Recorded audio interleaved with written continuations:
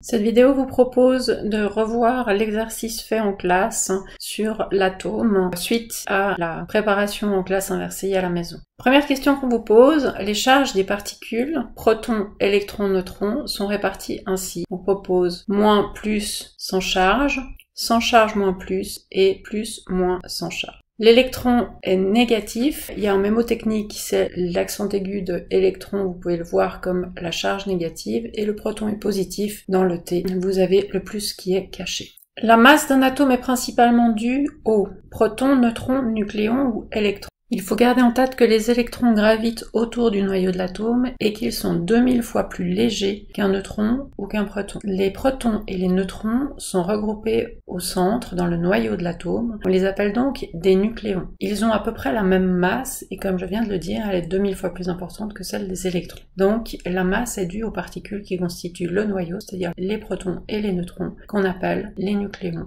Le noyau d'un atome est constitué de 19 protons et de 20 neutrons. Combien d'électrons gravitent autour de ce noyau? Ce que vous devez avoir retenu, c'est qu'il y a toujours autant de protons que d'électrons, puisque nous avons vu que l'atome est neutre et que la charge des électrons est égale à celle des protons. En conséquence, il vous suffit de regarder le nombre de protons qu'il y a dans l'atome pour savoir qu'il y a autour autant d'électrons qui gravitent. La bonne réponse était donc la réponse A. Un atome possède 16 électrons. Quelle certitude ai-je par rapport à son noyau? Eh bien, c'est ce qu'on vient de voir. La seule chose qu'on sait, c'est qu'il y aura autant de protons puisqu'un atome est neutre. On n'a aucune idée du nombre de neutrons qu'il peut y avoir, et donc en conséquence, on n'a aucune idée du nombre de nucléons qu'on peut avoir. Les particules pesant environ 1 U, c'est-à-dire environ 1,66 fois 10⁻24 grammes, sont... Bien, on a vu précédemment que ce qui pèse la même chose, ce sont les protons et les électrons. On a vu également que les électrons sont plus légers, 2000 fois plus légers en l'occurrence, que les protons et les neutrons. Donc vos nucléons pèsent environ 1 U.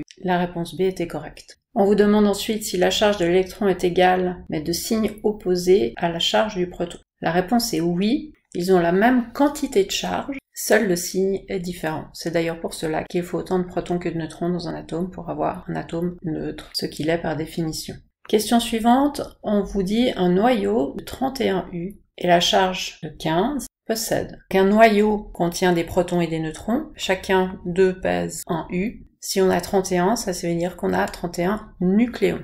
La charge est de 15, ça veut dire qu'on a 15 particules chargées dans le noyau. Ce qui est chargé, c'est les protons, pas les neutrons qui sont neutres comme leur nom l'indique. On a donc 31 protons plus neutrons et 15 protons. La bonne réponse était ici la B.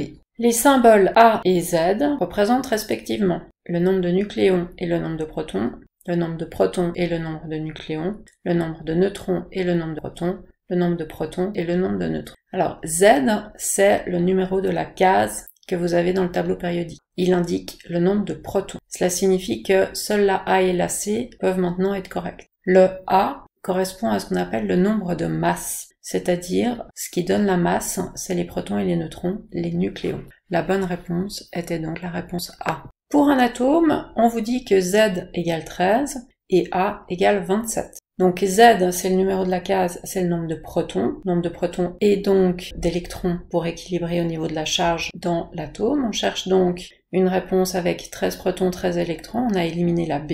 A, c'est le nombre de masse, c'est-à-dire le nombre de nucléons, nombre de protons plus neutrons. Ça signifie que vous devez avoir, en additionnant le nombre de protons 13 et le nombre de neutrons, vous devez trouver 27. Donc le nombre de neutrons sera de 14 et ici la bonne réponse est la D. Enfin dernière question, un atome constitué de 17 protons, 20 neutrons et 17 électrons a une masse de...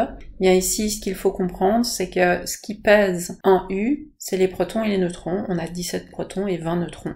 Donc on arrive à 37, réponse C. On pourrait se demander pourquoi on ne prend pas en compte les électrons, mais si on donne une réponse qui n'a que 2 chiffres significatifs telle qu'elle est proposée ici, eh bien en fait la masse des électrons va influencer la 3e décimale et ne nous intéresse donc pas.